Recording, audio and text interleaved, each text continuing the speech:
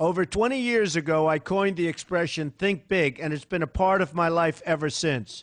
It's also come true. I became an even bigger success after I said it than I was before. And that's one reason I think it's an important way to think. It obviously works, and that's what I'm going to talk about today. What I said exactly in my first book, The Art of the Deal, is as follows.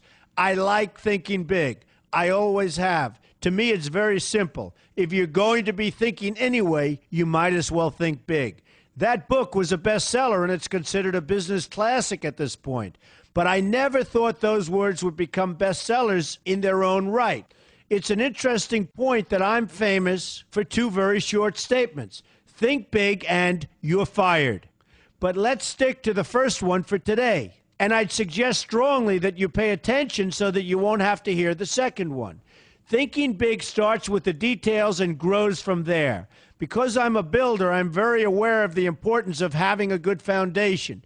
You can't take chances in construction. You can't be haphazard and say, well, maybe this will work, maybe it won't, so let's try it and find out. Because a lot of people will be at risk. I have to know if something will work or not. Every inch has to be accounted for. In other words, thinking big starts with being thorough. So number one, be thorough. Don't count on happenstance to get you anywhere because it won't. Number two, get a momentum going and keep your momentum going. You have to have big ideas, but you've got to have the energy to get them done, which can sometimes take a long time. If you don't have momentum, you will not have what it takes to get the job done. Patience alone isn't enough. I have a lawyer friend who used to refer to me as the reverse tornado who builds everything in his path. I always like that because it implies a lot of energy and a lot of momentum. And that's exactly what it takes to get anything done. So keep your momentum going.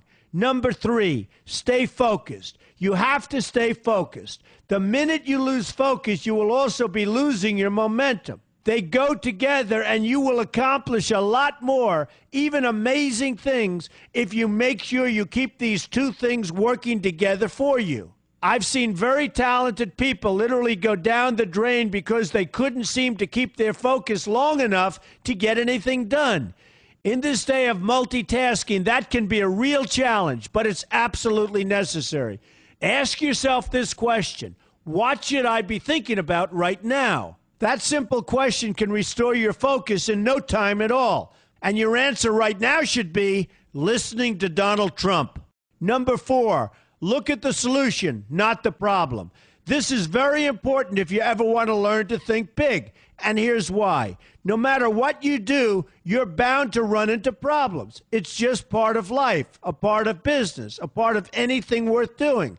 If you let the problems get in your way, they'll become bigger than your idea was to begin with, and you will be a wipeout. No matter how bad things look, keep your focus on the solution, and you will be surprised how things can work out, and work out properly. One way I do this is to ask myself when confronting a possible problem, is this a blip or is this a catastrophe? A catastrophe is something like an earthquake, a tsunami, a war, and so forth, and a blip is everything else. Right away, you'll have the right perspective, and your equilibrium will be restored. So keep your focus on the solution. Number five, see opportunity for what it is, an opportunity. For example, why are you listening to me today? Curiosity? You like me? You don't like me? You want to learn? You have nothing else to do? You want to hear me tell you you're fired? I hope not, but whatever your reasons might be, they've brought you to a good place to get involved and to learn,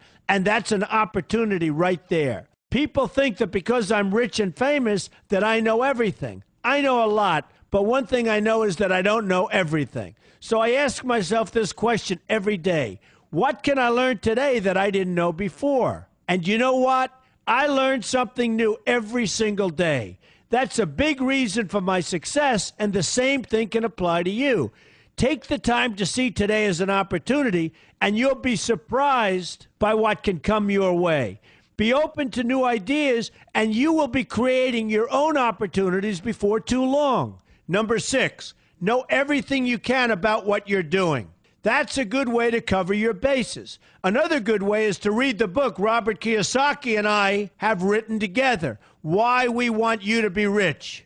It's about covering your bases and knowing what's going on. I remember when some guys came in to meet with me about a great idea they had for an atrium for a building on Wall Street. It was a beautiful idea except for one thing. None of them had thought about how the building would be supported around this fabulous atrium. They didn't take into account the steel columns that were necessary to support a 72-story building, a very big and embarrassing oversight that could have been avoided if they'd taken the time to think about what they were doing. Don't let that happen to you. Know what you're doing first. Number 7, be lucky. Remember the old saying, the harder I work, the luckier I get. Well, it happens to be true. It works for me, and I've encountered some pretty big successes. But this goes along with something that's absolutely necessary for great success. Be passionate. You have to love what you're doing if you want to be successful at it. My father told me that it's absolutely true. I might work 7 days a week, but it doesn't seem like work to me because I love what I'm doing. If you don't like what you're doing, find something else to do, or do it part-time until you can find something full-time. You will never be successful, happy, or healthy unless you're doing what you love to do. That's just the way it is. So give it some thought. In fact, give it a lot of thought. For example, if you're feeling frustrated, there are 2 ways to look at the situation. Frustration can mean that maybe you're expecting too much, or it can be an indication that you know you should be or could be doing more. Use frustration as a motivator. Use it to get where you want to go instead of staying where you don't want to be. But above all, be passionate. That's the fast track to success, no matter what your interests are. Number 8, see yourself as victorious. That can zap negativity immediately and put a positive spin on problems. I've gotten to the point where I see problems as challenges that I'll enjoy meeting and dealing with. My point here is that no matter what you do, you will encounter problems. Why not see them as challenges instead and know that you are more capable of dealing with them? That's positive thinking with a realistic slant. When I go into negotiations, I keep an open mind to what may happen. But I can tell you that there's already a done deal attitude on my part. I've already thought the process through to the extent that I know everything will be better off if they agree with what I've come up with because I've taken both sides into account. I enter the situation with a victorious attitude, and I've had enough victories to know that this attitude works. Use it. Number 9, be smart. Know that you have something unique to offer because you do use the tools that are provided for you and remain open to new ideas. That's being smart. That's also where innovation comes from. Being smart means you know how to use what you've got. That doesn't mean there's nothing left to learn, but it means that you will have the ability to learn and move forward with success. And success is very important. Success is what you want. Just be successful. Believe me, you'll be happier. I know people who have had very few real advantages in life, and yet they've managed to become giant successes. They figured out how to use what they had, not to dwell on what they didn't have.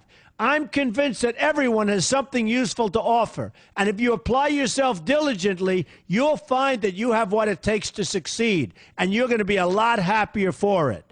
Number 10, above all, never give up. Never, never, never give up. The only time you will be a failure is if you quit trying. Only losers quit. The biggest losers in the world are quitters. Winners keep on going. So whatever you do, never give up. My father always used to harp, never give up, son, never give up. Don't ever quit. I never want to see you give up or quit. Well, my father was a smart guy, and I listened to him. And remember, think big. A good way to start is to read our new book, Why We Want You to Be Rich. 2 men, 1 message. There's a lot of great advice in there for you, and I expect you to pay attention. You're going to do fantastically well. You're going to be a winner, and I'm going to see you in the winner's circle.